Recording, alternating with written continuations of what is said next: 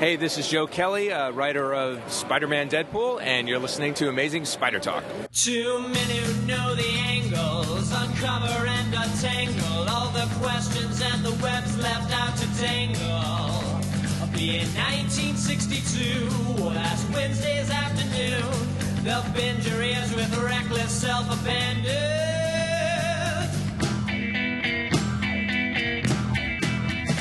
The Amazing Spider Talk. The Amazing Spider Talk. Come swing through the air, sit back and prepare for the Amazing Spider Talk.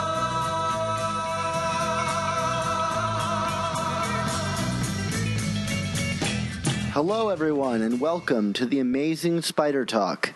My name, as always, is Dan Gvozden, and I am the editor of SuperiorSpiderTalk.com. Thanks for joining us for this special episode of Amazing Spider Talk. We hope you enjoy this podcast and that it provides an intelligent conversation between a fan and a bunch of creators as we hope to look at the Spider-Man comic universe in a bit of a bigger picture.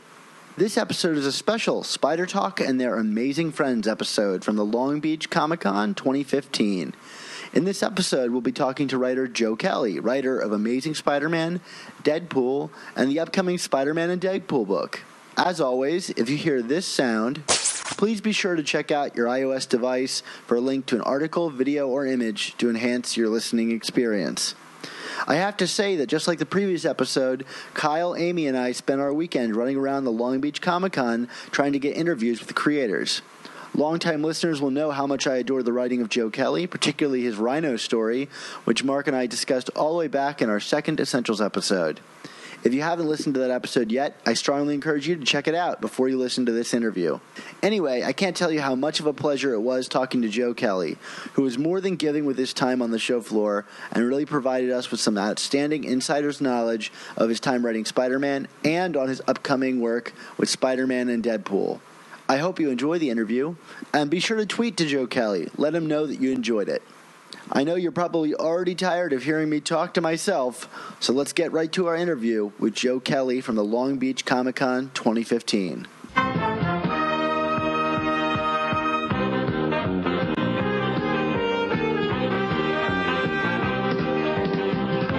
Spider-Man and his amazing friends, Iceman and Firestar.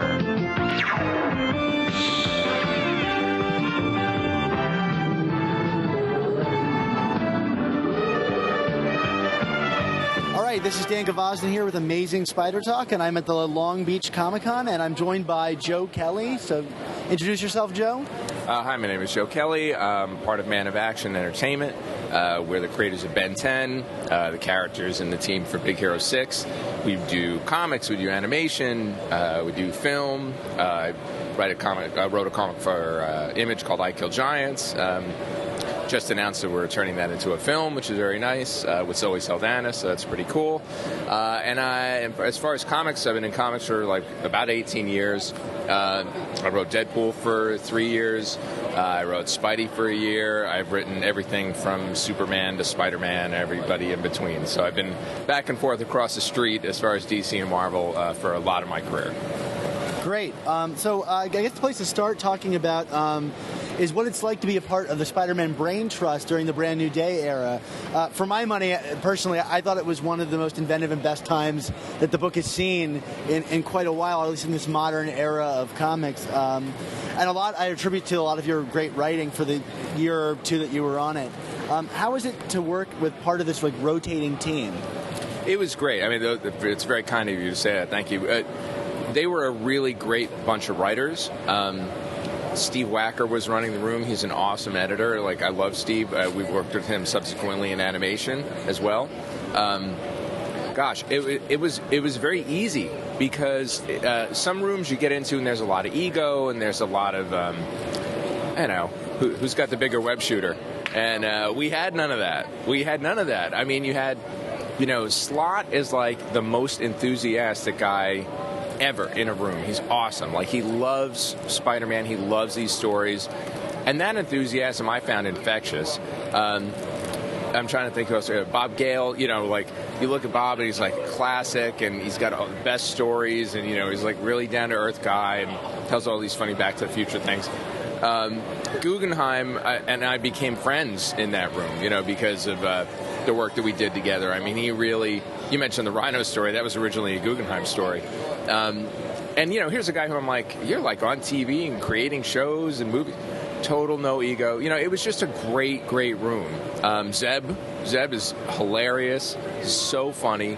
I mean, I think him and I kind of started crossing paths closer to the end, but I love Zeb. So I'm sure I'm forgetting somebody from that time, but it was just a great experience. It really was. Oh, Wade. Mark Wade. Mark Wade and I have known each other for a very long time, and so to get to hang out with him is always a pleasure. So it was just, you know, it was such a good room, and because I was very, very lucky in that the Brand New Day era had a lot of blowback, right? So everybody was all out of joint, and I came in about a year after that. So that acid had died down, and I was able to just start to get in and do work and have fun. That sounds like a lot of fun. So it's kind of like doing it like a TV show. You got like a group of writers and things like that. How was it in terms of, like, what notes were you given, and how did you personally handle this, the kind of juggling various plot lines and making sure things all sync up? I'm sure that's a work of the editor, but as a writer, you certainly need to be conscious of that. Yeah, well, we'd all get together. I mean, just on a mechanics level, we'd all get together. We'd talk about what kind of stories we would think would be cool. What did we want the shape of the book to be over the course of the year and a half, whatever.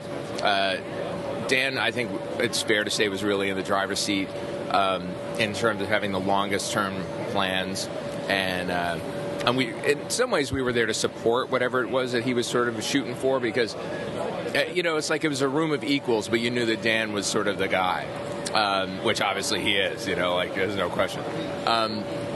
And so you would sort of block out, oh, we'd like to do this kind of thing for a year, like the Gauntlet story, and you'd get an endpoint, and then you reverse engineer, and then everybody starts kind of picking at the pieces. So, you know, I love Kraven, so I'm like, oh man, if I can do a Kraven story, I'm there. You know, like, that's cool. Rhino came up, and Mark was loving the Rhino story. That we all kind of cooked up together. That, again, that lack of ego thing.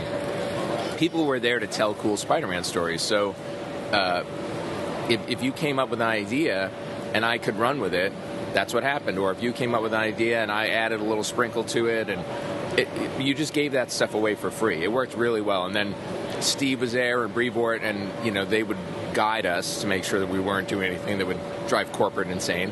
And then you went off and wrote. Then you divvied it up and tried to make sure you got your stuff in on time.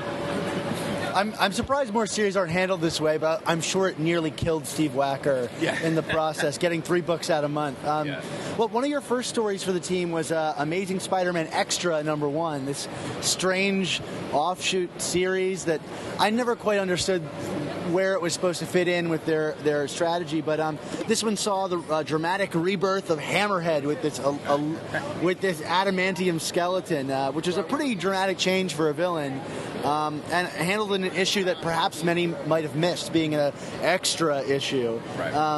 What was the thinking behind? What do you know about the thinking behind the Extra series, and how do you handle updating one of Spider-Man's classic villains?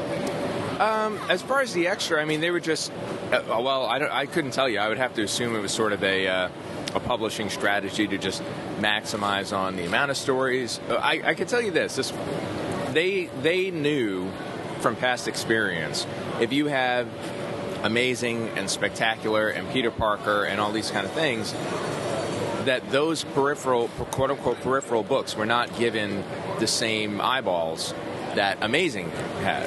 Even like just Spider-Man, you know what I mean? Like there was the main book. So the goal was always to make the main book as often as possible, even if it was different stories. So I would imagine that the Extra sort of worked in that regard somehow. It's like today's .1s. Yes, exactly. Yeah. So, and then the approach of the classic villains, that was one of our mandates from day one, was that if we were going to do Hammerhead, if we were going to do anybody, what was new, what felt modern, what was an actual motivation other than I hate Spider-Man, you know? And so I happen to I kind of approach classic villains the same way all the time, or classic stories, I did the same thing on Space Ghost. Like, I know what I remember as a kid and what I felt as a kid. It's not accurate at all. Like, I remember Hammerhead was scary. Not like an idiot who ran into walls and was like, yeah, gangster, yeah, see? That was not my vision. He was inspired by a poster of a gangster that just, So, but in my head, he was messed up, and I couldn't tell you off the top of my head which issues I read. I don't remember, but he was a creepy dude. So I was like, there's got to be a way to make him scary as hell. And I think at the time, because Mr. Negative was like up and coming, and the sort of the magia was flaking out, to have a guy who could really get his hands dirty and up his game so people didn't think he was a joke, that suddenly became a very interesting character for me. And I thought I could bring the fear that I remembered as a kid into a modern character. So that's what we tried to do. Definitely did it with the Lizard, the Zeb story with the Lizard, like that story. We all agreed in the room. We were like, well, the kid is always the problem. If we get rid of the kid, it was one of those kind of deals. And that's what we wanted to do, just how do you shake these things up, try to give Electro like more of a real grounded reason. Ground, it's not a pun. Or is it? Or is it? Just so that it's not just I'm showing up to rob banks and hate Spider-Man. So speaking of classic villains, you got to do one of the few recent Norman Osborn stories. We haven't really seen much of him in a while, and with American Son. What are your feelings about Norman Osborn? When because at the time he was kind of an Avengers villain. How do you feel about that version of Norman Osborn? And what do you think makes him Spider-Man's greatest villain, at least amongst fans? Well, it was very cool to see that. I obviously hadn't been in Marvel for a while, so to see where Norman had gotten to, and Hammer and S.H.I.E.L.D. and all that kind of stuff, I thought it was really cool. I like seeing characters evolve, so long as it feels organic and it's been earned. When you just arbitrarily flip a switch and, whatever, Magneto's running daycare and you're like, what? I don't understand. That bothers me. But I felt like they had really earned Norman's place. So having him in such a position of power, and then Spidey being Spidey, that disparity just makes for really great conflict. And then getting to do American Son, kind of the plan for American Son was a little bigger, I think, than we got to fully implement. It was going to be, I'm trying to remember how far we got in the story. Harry did get into the suit. I love the idea of him sort of trying to craft, because he's always trying to craft Harry into something that he's not. That probably more than anything makes him Spidey's worst villain, because he gets at him on every gut level. Like all the things that he has remaining that are available to him that are personal, Norman always finds a way to get a knife under the fingernail, he can just pick at him so slowly, and then when he needs to, the hammer comes down and he can be a big badass. They're also both smart, so this idea of the chess match between them is an ongoing, it's a never-ending thing. So I really liked, and I enjoyed writing Norman, and working with Phil is always incredible. I love him to death, and he's so talented. So it was cool, and we were gonna. I don't remember, they did it after me, but they did an American Son mini, right? Mm-hmm. And I don't know if Glenn Stacy showed up, but I think it was Gabriel Stacy showed up. Yeah. So that was a plant that we had done. We had put this G. Stacy guy just to sort of mess with people and then see if that would spark anything. So that was kind of fun. But yeah, I love Norman. I love Norman crazy, and I prefer him sane, though. I prefer the sane but evil Norman Osborn. That's the scarier version. Well, he's there now. One last thing about this story, you kind of got to execute on a long-running, gestating story in your first time writing for Amazing Spider-Man proper. What was it like coming in on this book and writing the end to this long gestating storyline? It feels kind of seamless. So it's one of the nice things you do enough of this work. Your job is to jump in. Arguably these characters have been around already, and truthfully, not even arguably, 40, 50 years, right? So you're always just adding to the mythos, and you're adding to whatever the last reboot was, and so to be able to step in at that time, for me, it's very comfortable. And again, in a supportive room with good leadership and all that kind of stuff, it works out very, very well. So I loved it. It was no problem. In Amazing Spider-Man 606, you brought back Felicia Hardy as the Black Cat, and she kind of took a little bit more of a villainous turn in your story, and now readers now know that she's kind of gone full villain in the book. What is your... and it's met some kind of... People have not really taken to this turn for the character, but I'm curious, you wrote a kind of villainous story with Felicia Hardy. What is your take on the character? So Black Cat's always held like a warm spot in my heart for a number of reasons. I mean, she popped up when I was reading Spider-Man kind of religiously. I just thought she was sexy. I thought she was interesting. I mean, I thought she was a fun character, and I liked when I wasn't reading Batman, so like whether or not she was Catwoman didn't bother me. I just liked who she was. And so to bring her back in and to try to set up a dynamic like that where she's been through the ringer, she's kind of ticked off. She's not going to be so much the reluctant hero and a little bit more like, yeah, this is me, take it or leave it. I like that character. I know you asked me something else about her. I'm trying to remember. About your take on the character and, writing a villainous story with her. And, I mean, really, I'm curious if you feel like she's gone full villain now. Is that something that she's capable of? A lot of people have been... She's always been teetering on that line, but to see her go that far has been very... almost like a shock to some readers. Right. So I'm curious, do you think that is an accurate... Not to, dish on another writer, tell us about your feeling about that, I guess. I know what I was going to say. So Black Cat, I think, always had the potential to go one way or another. I mean, I feel like I remember stories where she sort of did, usually because it was, fake or she was driven nutty or whatever, but where she swung to the other side and was a villain. But she needs something, she always needs something more, even in the new continuity, to compete with the other women in Peter's life, and when it was her versus Mary Jane, as polar opposites, and Mary Jane was sort of the safe, we were married and all that kind of business going back. And then you introduce Black Cat as a temptation, and still she's fun, and she's not even... that was a really good character dynamic. Once Spidey's kind of alone again, she's got to have a little some more oomph, Otherwise you go, why don't you go out with the Black Cat?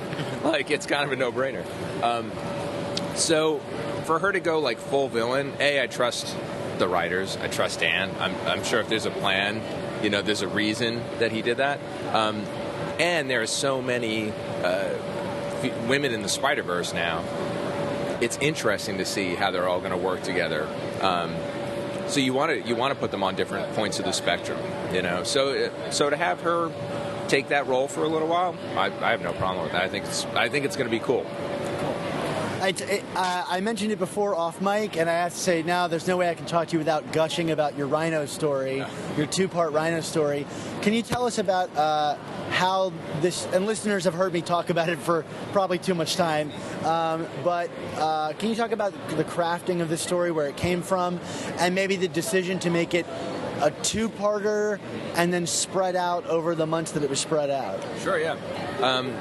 Like I said, we would bat a lot of stuff around the room, and when we knew we were doing the gauntlet and we were setting up the return of the old villains, Rhino came up, and I guess we were sort of looking at The Wrestler, the movie, the Aronofsky film, and we were like, man, just to see this old guy, who's sort of teetering on burnout, and we were riffing on that for the Rhino, because obviously some of the characters sort of quote-unquote age and some of them don't. You sort of play what works best for the story. So that was what Mark had latched on to, Guggenheim. And so we cooked up this story that was sort of about the old Rhino and what, he was going through as a guy who was trying to maybe do better and for some reason got pulled back over. And then Mark got busy and was unable to do it, and I'd dove right in. I was a complete vulture on it. I was just I would do that story, because I could see it. And at the time, I was working with Max Fiumara on Four Eyes, and it was a great opportunity to, try him out for a couple of issues. And I knew he would slay it. Max is so talented, and one of the things he does so well is emotion. I mean, in Four Eyes, I love what he does with the dragons. I love what he does with the city. The atmosphere is always so strong, but the acting is impeccable. And we knew that for this we needed strong acting. So we got him on, and And then it was just introduce a really hopeful guy that Peter could get behind, and then we put air in it so that you would think, oh, that's just a new status quo, and you're just going to let it go, and then yank the rug out from under you a couple of months later, just when you thought, like, oh, I guess this will just be a subplot. Like, who cares? You know, you thought it was just going to kind of simmer. And we really wanted it to be a 1-2 punch. And at one point it was going to be, consecutive weeks, but I think rightfully the decision was made to give it a little gap because it felt so unexpected, like that second part. I think really surprised people, which is great because it's such a simple story. And that really helped, I think, giving it that extra time. The thing that really killed me about it is that Oksanka character, she appears fully formed in the book, and which is rare, I feel, in superhero comics, that someone just comes on the screen, and you're used to this revolving door of characters, but this seemed like something special, and to have her just killed off, I was heartbroken. Right. And in a way that I didn't think was possible anymore for me, reading these comics for 50 years. Not that I'm 50, but I've read every issue, and at a certain point you become jaded about it, but this is a character that really meant something, it seemed, and yeah, what a tragic way to go. No, thanks. In writing, we often call those, they're straw man characters, right? You build them up to knock them down, and that was a fear, is that's how it would have come off, that it would have just been like, oh, she's a throwaway, something bad's going to happen. But I think because we went to great lengths, and again, I credit Max with so much of this, you really, really want to see, Alexei let it go. I'm not going to be the Rhino. Especially because that's so rare for Spider-Man's villains. And he very rarely takes that route of saying, why don't you try doing something else? Yeah. And so Peter's buying it, we're buying it, the Rhino's buying it. Everybody just wants it to happen. And the Psycho Rhino just won't let it go. And he could have it. He's like, take it.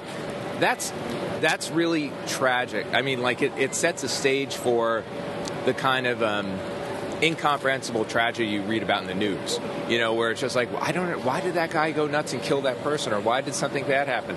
Obviously, completely just in a different context. I'm not trying to equate a comic book story with real life, but it's that fear that I think we tapped into with that story, or that's what I was hoping, because you really like her, and she doesn't take crap from him, and she stands up to him, and she's very strong, and knows everything about him. She just accepts him whole cloth, and that's also kind of rare. She has no agenda other than to love this guy. So then to see that crushed is just devastating, And I say that with a smile on my face, because these guys know I'm a sick, demented person. But I like, you want to torture your characters. I mean, it's been said many times by writers better than me. I mean, you want to put people through the ringer, and then again, you add Max to that equation, and it's just oh my God. I mean, I saw those pages, and I was getting weepy reading those pages, and I wrote the damn thing, but you see it, and you see Max and the way he draws her, and you're just I can't believe this happened. It's great. And then for Alexei to give up, quote unquote give up, he has no choice. He gets pushed into that corner. That's heartbreaking in a different way. He really had a chance to step away. So I'm very proud of that story. I'm really, I've thanked Mark a number of times for being too busy, because I'm very proud of it. You might not want to reveal this as a writer, but when I read the story, I really get, there's a lot of dialogue around rebirth and distilling a character down to its core, and this kind of new replacement coming in, and how if he kills his woman, it will free him up to be the Rhino again. And in many ways that parallels what had been done to Spider-Man with the whole One More Day and Brand New Day thing, the removal of his woman so that he could get back to being the core character that he was. It seems such like a intentional thematic choice. Was that part of your thought process of doing a commentary on the character's rebirth through Brand New Day, or is that just me reaching too far? No, that's a good question. I think it's definitely fair to say that all those themes are there because it was a commentary on what we were doing with the villains. We definitely wanted to keep at least one of them pure. So the idea of the hope was that the setup would be, you would read this and go, oh, this new Rhino is going to obliterate that old Rhino, and we're going to have a new Rhino. That was the hope. Because we had been doing some things, and some of the changes we made were drastic, and some of them were tweaks and simple, but we were making a lot of changes. So to wind up with that Rhino in that suit, where you see the face and the sort of quote unquote corny Rhino suit, but drawn by Max, it looks scary as hell. And not looking corny at all. Yeah, exactly. Like you totally buy it. That was, I think, at the very least, the surface level of that stuff, just to make a commentary about what we were doing ourselves. But I don't remember, I can't honestly tell you, I would love to say, yes, clearly it was a subtext, and I meant to... You could say that and look really smart. Yeah, I know, exactly. I don't think I was that smart.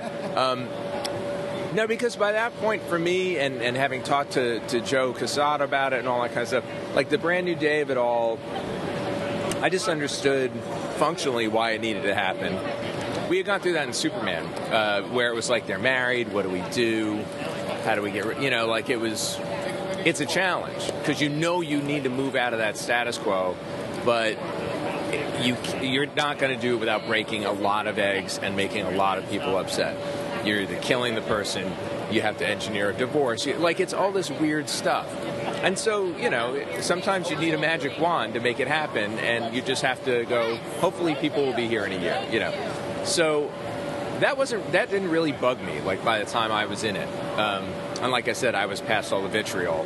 People were on board again. So yes, I would love to say that I had some really deep, cool subtext, but not so much. I don't know if you have an insight in this, but you saying that made me think about, we had a newly single Peter for a while, but even for a couple of years into Brand New Day, he never really went on dates or really dated anybody. I mean, there were flirtations with Carly Cooper, and Lily Hollister would randomly kiss him and create some tension with Harry, but there was not a return to kind of swinging Peter, if there was ever really a swinging Peter in the first place, other than in his costume, pardon the awful pun. But was there an intentional kind of let's let this boil down before we try to set him up with somebody else? I think so. I mean, when I came into that, that would have already been established, because I already came in a year later. So I feel like it was, the introduction of Nora for me. I like Nora as a character. She was never really going to be a love interest, but she was going to be on the periphery just in case, maybe be interested. I wanted her around to potentially fill those roles and to be a really fun friend for Peter. I miss Nora. I thought she was a great character, but she hasn't really surfaced much recently. Yeah. What happens a lot of times is, especially if you're only on for a little while, if you create a character like that, the other writers, out of respect, kind of feel like it's not theirs to play with, because it's not a supervillain. It's not, I created a new hero, whatever. It's your weird little thing. And this has happened numerous times throughout my career, where it's whatever happened to that character you introduced in JLA or whatever. It's it's not that people hate it or whatever. They would rather make their own person for that role. But I'm glad you like it. I love Nora. I thought she was funny. But yeah, I think it was a very conscious effort to let it sit for a little bit, because that Brand New Day stuff was so big that it was as if they got a divorce or whatever. And it's kind of how quickly could you get back into it?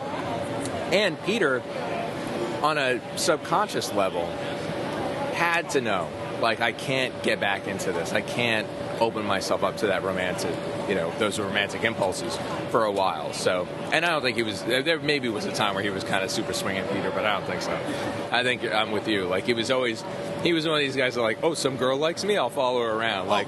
Two girls like me? Right, exactly. Well, yeah. Parker Luck. Yeah, exactly.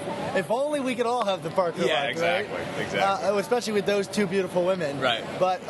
Cartoon women. But some of us might have relationships with cartoon women that we're unwilling to admit. We're getting into deep territory now. But yeah, it's funny you say that, because I feel it's one of the few times we've really gotten a real psychological beat on Peter. I think having the weekly schedule, you could really take the time to do a lot of Peter Parker moments, and it's something I miss as well. Really, I felt like he was a really alive person, and with a psychology I could keep up with. speaking of deep psychology, your next story was The Grim Hunt, which was the real like coup de grace of the whole Brand New Day story.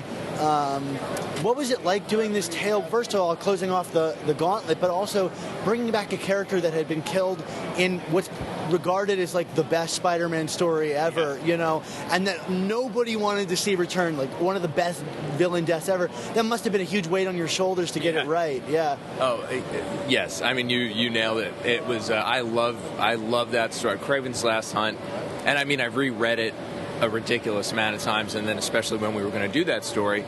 And again, there's parts of it that you remember in a different way than it actually is.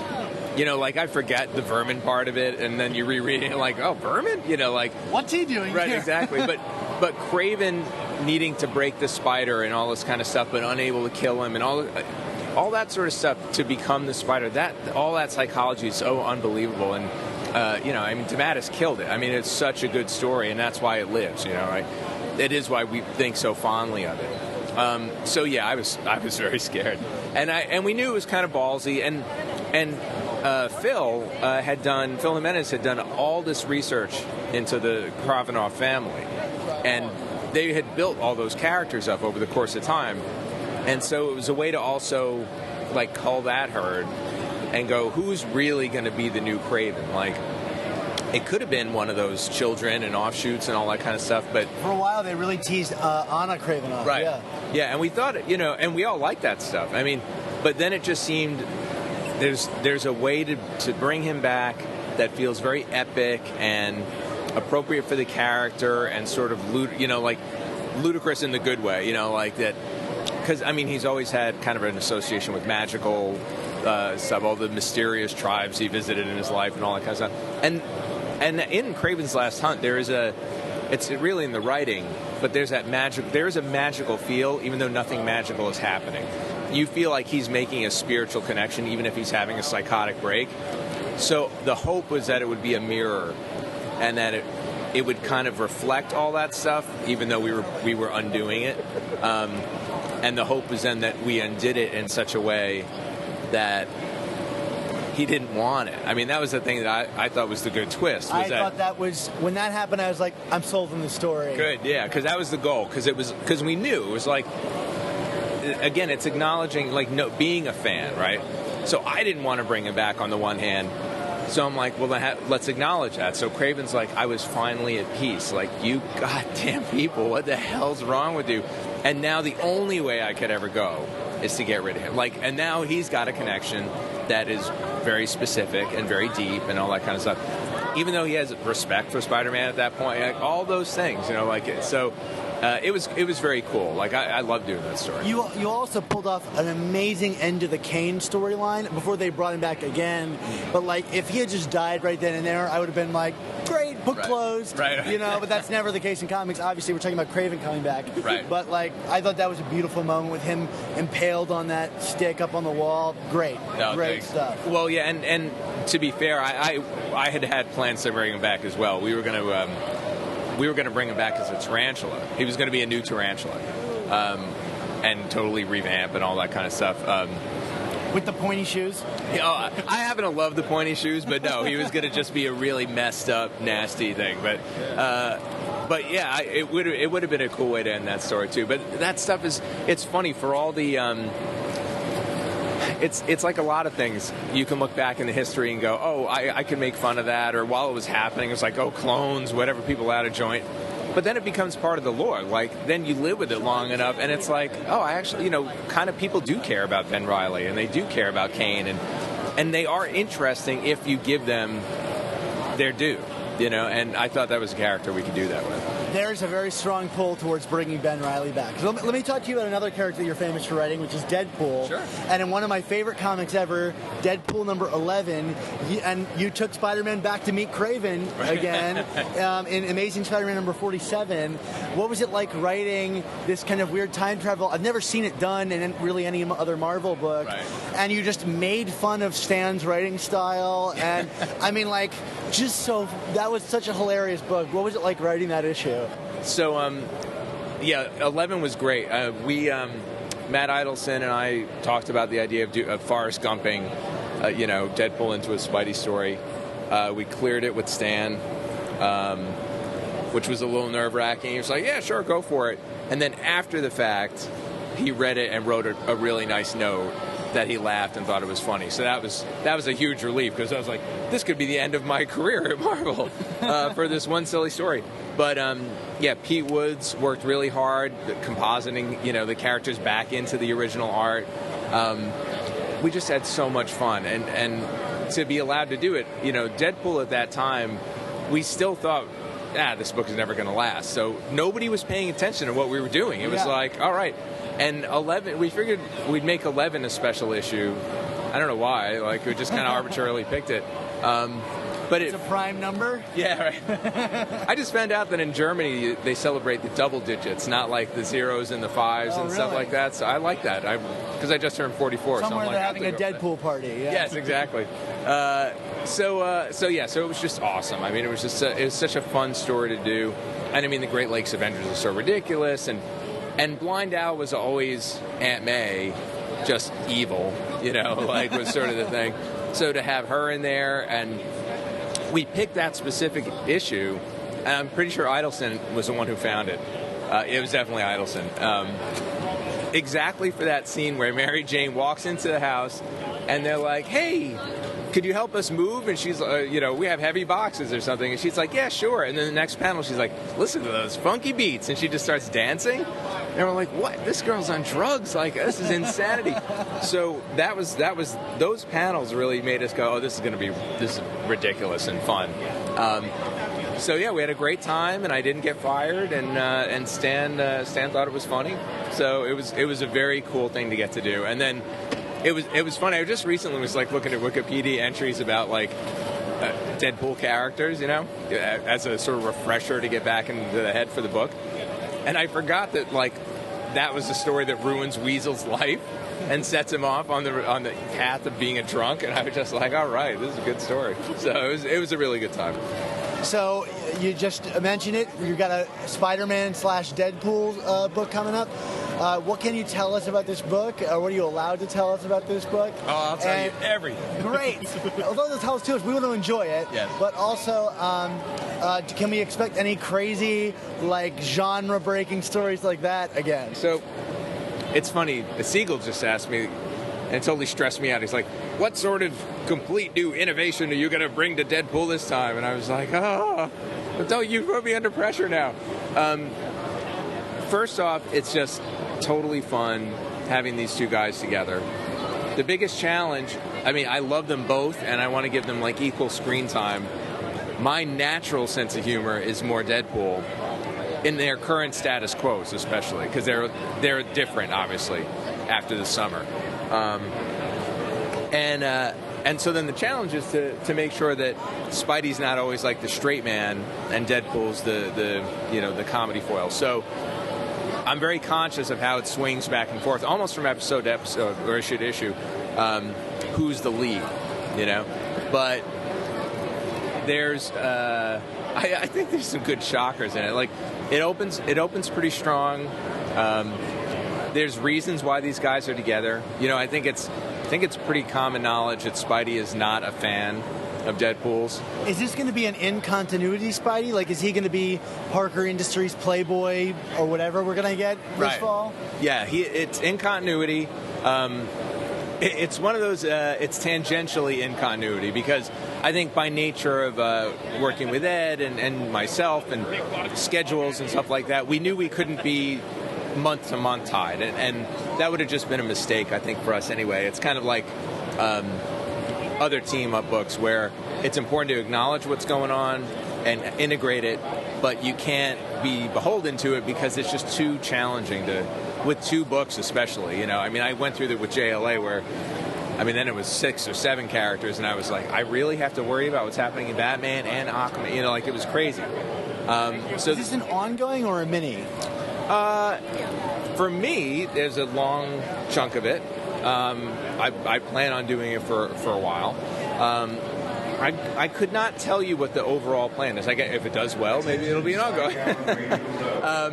But my plan is to be on it for a while, for at least a solid year, which I'm really, really pumped about. And it's great to work with Ed again. And Ed has just improved as an artist over the course of time. I mean, he's grown. And he was already good. So it's really cool to see, new Ed, And I'm having a lot of fun exploiting the new status quo, like playing Deadpool as a married guy, and what does that really mean, and especially in Deadpool terms, I think they have a very clear, interesting, open kind of agreement to their marriage. That's my take on it. I'll let somebody else judge that, but she's like a demon queen. It's got to be like, I understand human nature a little bit. We have a lot of. It's a great opportunity to sort of pick at people in the Marvel universe, which is really fun. Deadpool's in so many unique positions now in the Marvel universe, as is Spidey. Like that. The new Spidey status quo is very interesting. Gives us a lot of opportunities to play as well. But really, the focus is on these two guys. I without trying to sound dated, it's like the best of the buddy cop, movies that, from the 80s, but done in such a way where they're both the weird, funny one. And really what makes them different and what makes them special, and can they ever really get along? Is there a relationship there, or is it they're just stuck? And that's a lot of fun to play with. I mean, I think it's a very, though there's definitely a plot and there's, a lot of shenanigans, big superhero stuff. It's really about these two guys who want to be buddies. One of them especially. Deadpool really likes Spider-Man. And Peter wants to see the best in Deadpool, but has only been shown crap. Like, can he, is his faith going to be misplaced? Does he have faith in him at all? These are the questions that I'm kind of trying to wrangle for the characters. And I think it's going to be pretty cool. I think there's some cool surprises. As far as weird conventions and stuff like that, nothing that I could sort of openly say, or that would even make sense. I think it'd sound more writerly and we'll just have to check back in with you later. Yeah, exactly. You'll tell me in a year, that time when all the subtext about the Rhino came back. Then it'll make sense. For the two people that were looking forward to that, yeah. It'll come full circle. There's definitely, and also there's an interesting challenge, and this is not any kind of telling tales out of school. It's just a natural part of the job. Spidey is Spidey, Deadpool is Deadpool. They do attract different audiences, so you have to modulate. Like, if it was a Deadpool book that Spider-Man showed up in, but nobody, Spidey wasn't on the title, you could do a lot different than having Spider-Man on the cover, you know what I mean? So, but that being said, that's a good kind of restriction. It just makes you go, okay, it's going to be less of this kind of humor and a little more thoughtful character humor, which is fine. I like that challenge, and I feel like I'm up for it. And they're characters that I love. So, I mean, it's funny. It's it is kind of like those bad parents you see that put their kids in a room to settle an argument by fighting one another, and then it gets on the internet and CPS takes them away. That's kind of how I feel about this book. I'm like, I love both these guys, and but I have to make them kick each other's asses all the time to just get to, we can get a cup of coffee or whatever it is they need to do. It's bigger than coffee, but. Well, I know, given your history with both characters, we're all really excited to read the book when it comes out in November, October? End of the year is what I know. That's what I think they've said. Okay, all right. Well, we're going to finish with the question we ask all the creators who've worked on Spider-Man that have been on our show is, what does it mean to you that you've been able to write Spider-Man as a career? What does it mean to you, the character, just that you wrote Spider-Man? Right. At the risk of sounding fanboyish or pandering or anything like that, I really, really love Spider-Man. He was always my favorite growing up. I had, you name it, I had it. I had the Underoos. I had the rubber glove web shooter that was water. You pumped water in it that you ordered from the back of a comic. I had a Spider-Man mood ring. I'm going back deep. All this stuff you could buy in the back of Marvel Comics. I just love Spider-Man. And I mean, he was such an early influence in my life. Like, he was on the Electric Company, right? So this is something I watched as like a super young kid. Morgan Freeman narrating bits of the Electric Company. Very weird. But I loved that cartoon growing up. The Spidey cartoon, totally influential for me. So when I got the chance, the first time I ever wrote him was way back in the day on like a Web Spinners arc. And I thought that was like the best. And I thought it was probably the best I was ever going to get. And then to get to work on the main book, it really was a dream come true. Like, I say that with no exaggeration. It's a career highlight. To get to work, and the artists I got to work with on that arc were just all top notch, and all the other writers. It was a dream job. It really was. And had life been a little different, I'm very happy with our success and what we have to do at Man of Action, and we're busy in the best possible way. So it only allows for very limited bandwidth for mainstream comics. If I lived a slightly different life, I'd still be writing Spider-Man. There's no question. I love it. You'd have to wrestle it away from Dan Slott first. Dan and I would there would be a death match involved, but I would definitely do everything I could to be around that character because I love him so much. So to get to do it again, even in our weird little pocket of Spidey Deadpool, it's the best. It really is. Well, great. Thank you so much for being on the show. Oh, it's totally my pleasure. Thank you. I appreciate it. It's nice to have like a long chat, even and worked out well. It wasn't too busy, so I'm sorry for all the interruptions. Well, thank you again. Sure, thanks. Spider-Man and his amazing friends. Well, again, I want to thank Joe Kelly for being on the podcast this week and for sharing all those awesome stories with us. Be sure to check out his upcoming Marvel work with Spider-Man Deadpool and his work with his company, Man of Action. Next week, we'll be talking to writer Joshua Hale Fialkov about his work on the various Spider-Man comics over the years, as well as his decision to leave writing for the Big Two, that's Marvel and DC, for independent publishing. It's a great interview, and I know you guys are going to love it, so we'll see you next week with that. In the meanwhile, I wanted to take this moment to address a couple things people have been sending me emails about that would probably go unaddressed during these interview episodes. The first thing I wanted to talk about was to thank everyone who bought a t-shirt over the past month. Several of you have written in asking me when the t-shirts would arrive, and I have to say that it should be arriving any day now. I'm not personally sending them, but they went into production and were shipped starting on September 8th. So no matter when you've ordered, that's when they started to be processed. I know several people have already received theirs, so when you get yours, don't forget to send a picture to amazingspidertalk@gmail.com. Another question I've gotten several times is about our essentials list and where listeners can find it. I will say that Mark and I do have complete lists of all of our essential choices, but we want it to be a bit of a surprise, so we're going to be announcing them as we do them. When we're finished, we'll be putting the list together so you can vote on your favorites and help us compile our final list. But that's going to be a ways off. We have a list of about 30 essentials we want to cover, and we've only done 8 so far, but 15 of them are going to make our final list. Either way, we're going to be talking about Sensational Spider-Man Annual #1 in a couple weeks. So if you want to get prepared for that discussion, be sure to read it and send us an email with your thoughts about whether it should be essential or not to amazingspidertalk@gmail.com, or, you could always hashtag us OK2Print and send it to us on Twitter. As always, you can find all of our new Amazing Spider Talk and old Superior Spider Talk podcasts at superiorspidertalk.com, or find us on iTunes and Stitcher by searching for Amazing Spider Talk. It looks like iTunes randomly decided to add all our old episodes back this week, so you can find all 86 episodes of our show on iTunes as we begin our march towards our 100th episode extravaganza. We got some great plans for that 100th episode, so I think you guys should be getting excited about it, but we're still about 14 weeks off, so don't get too excited just yet.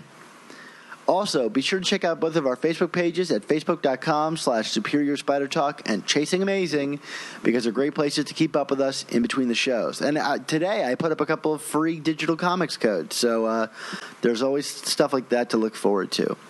And as always, if you want to follow the adventures of Spider-Gwen and Miles Morales, especially when their books relaunch later this month, be sure to subscribe to our sister podcast, The Ultimate Spin, hosted by Brian, Kyle, and Noor.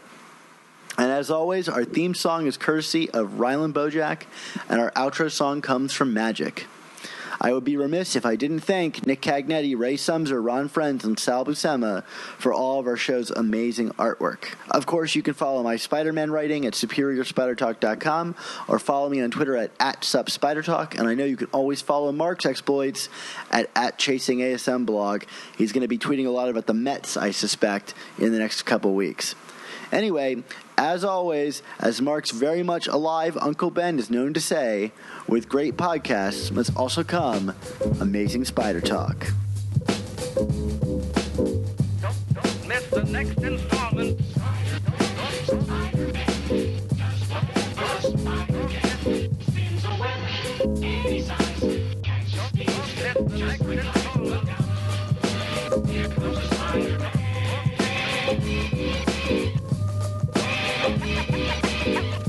Don't miss the next